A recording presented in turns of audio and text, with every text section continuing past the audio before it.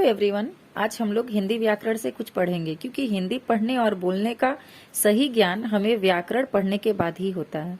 तो बच्चों, सबसे पहले हम यह जानने की कोशिश करेंगे कि व्याकरण क्या है। व्याकरण वह शास्त्र है जिसके माध्यम से ही हम भाषा के शुद्ध मानक रूप को बोलना, पढ़ना और लिखना जान सकते हैं।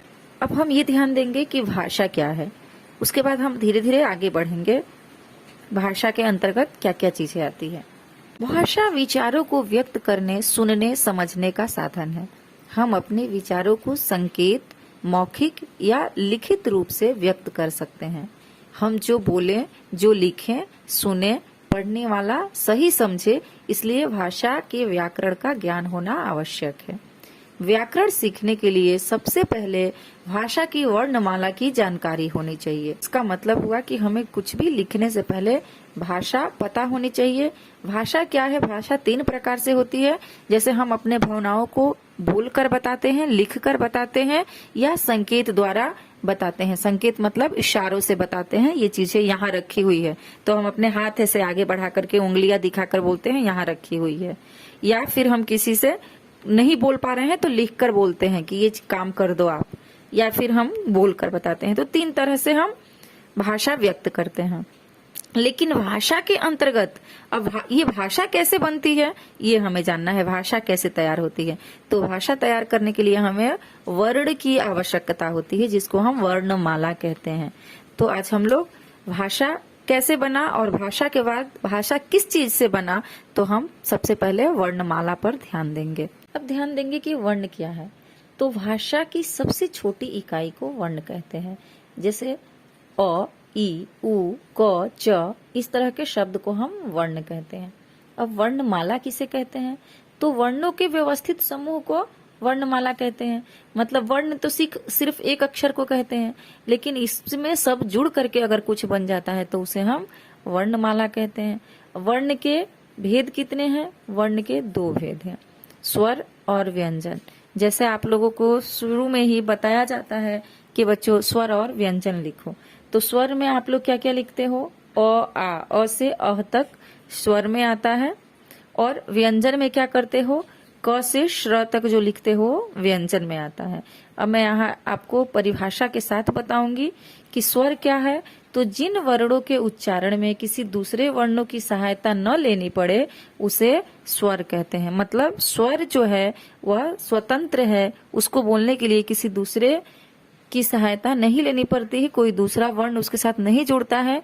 जैसे अ, आ, ई, उ, इसके साथ कोई और वर्ण नहीं जुड़ते हैं, इसलिए इन्हें स्वर कहा गया है।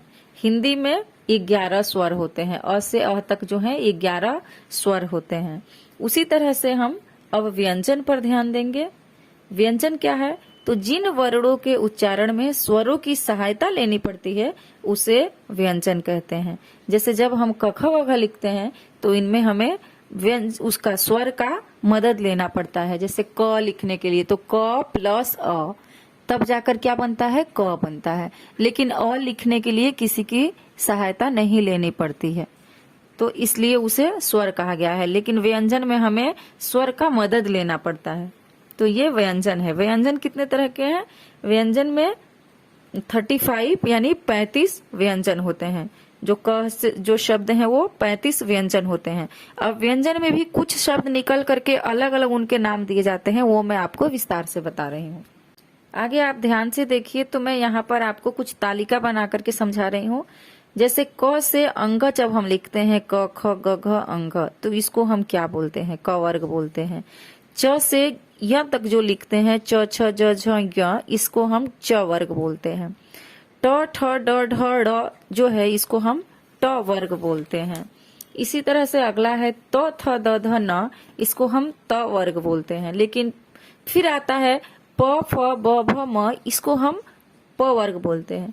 इसके बाद से आप देखिए 3 लाइन ऐसे आ रहे हैं जिनका नाम आपको सामने नहीं दिख रहा है, जो है य र ल व श स स ह श त्र ज्ञ श्र।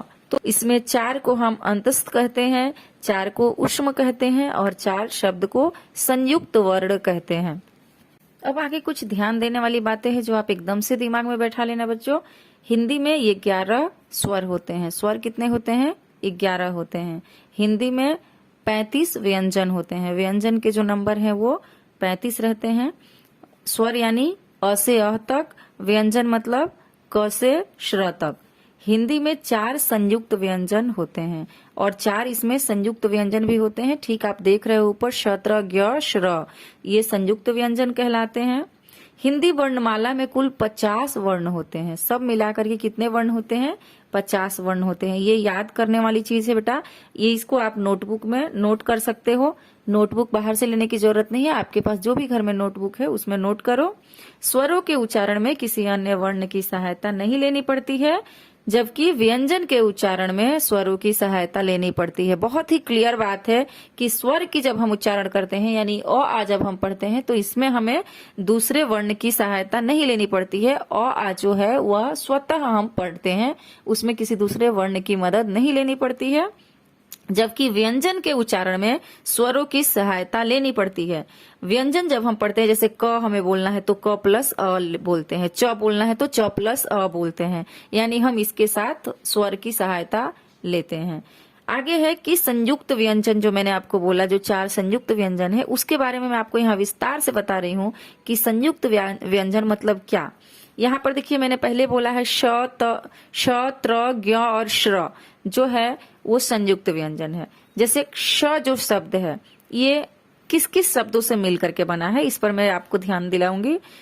देखिए कैसे बना है ये। श जो कंप्लीट बना है वो क प्लस श प्लस अ, मतलब व्यंजन भी है स्वर भी है, तब जाकर के संयुक्त इसलिए इसको कहा गया है क्योंकि इसमें क जो लगा है वह व्यंजन है, श जो लगा है वह स्वर है, और तब जाकर के अ जो लगा है वो भी स्वर है, तब जाकर के क्या बन पाया है? श बन पाया है, जिससे हम क्या क्या लिखते हैं? शिक्षा, परीक्षा, क्षमा, ये जो शब्द है श, इसको हम इसका उच्चारण श करते हैं। मतलब हम छ भी इसको नहीं कहते हैं, श भी नहीं कहते हैं, छ और श को मिला करके हम बोलते हैं श, क्षमा, क्षमा कीजिए, परीक्षा, शिक्षा, ऐसे हम इसकी उच्चारण करते हैं। ठीक उसी तरह से त्र जो है वो कैसे बना है? त प्लस र प्लस अ, यानी त तो आपका क्या है? स्वर है? नहीं, व्यंजन है। त जो है वो व्यंजन है, र जो है वो भी व्यंजन है, और प्लस अ जो है वो स्वर है। तो ये चीजें जो हैं क्ष, त्र, ज्ञ, श्र, ये स्वर और व्यंजन दोनों के मेल से बने हुए हैं, इसीलिए इनको संयुक्त कहा जाता है। यहाँ पर त्र से हम क्या क्या लिख सकते हैं? त्रिकोण, छात्र, त्रिशूल, ये हम त्र से लिख सकते हैं। अब आगे है ज्ञ। ज्ञ किस चीज से बना है? तो ज प्लस य प्लस अ, यानी ज जो है वो भी आपका क्या है? व्यंजन है, य जो है वो भी व्यंजन है, प्लस अ जो है वो स्वर है। तो स्वर और व्यंजन के मेल से बना है ज्ञ। ज्ञ को लिखने के लिए आप ज्ञ के लिए मैं शब्द आपको दिखा रही हूँ। ज्ञान है, यज्ञ है, आज्ञा है, ये हम ज्ञ से लिख सकते हैं। अब आगे आ रहा है श्र। ये श्र कैसा? देखो इसको सिर्फ हम श भी नहीं बोल रहे हैं, स भी नहीं बोल पा रहे हैं, इसको हम श्र बोल रहे हैं। मतलब श में र लगा हुआ है, यहाँ पे देखिए दिया गया है श प्लस र, तो इसकी उच्चारण हम करते हैं श्र। श भी है प्लस र भी है, और फिर क्या प्लस आ रहा है? अ भी आ रहा है। श प्लस र प्लस अ, यानी ये बन गया श्र। तो इसकी उच्चारण करते हैं हम श्र। अब इससे देखिए इसमें क्या क्या शब्द है।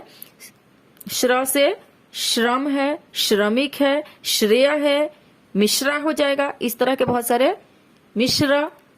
बहुत सारे शब्द हैं जो श्र से आते हैं। तो मुझे लग रहा है कि इतना डाउट आप लोगों का बिल्कुल अच्छे तरह से क्लियर हो गया है। जो स्वर क्या होता है, व्यंजन क्या होता है, व्यंजन और स्वर के कितने प्रकार हैं, संयुक्त जो है वह क्या है, ये चीजें आपकी क्लियर हो गई। अब आगे किसके उच्चारण कैसे करते हैं ये मैं बताने वाली हूँ।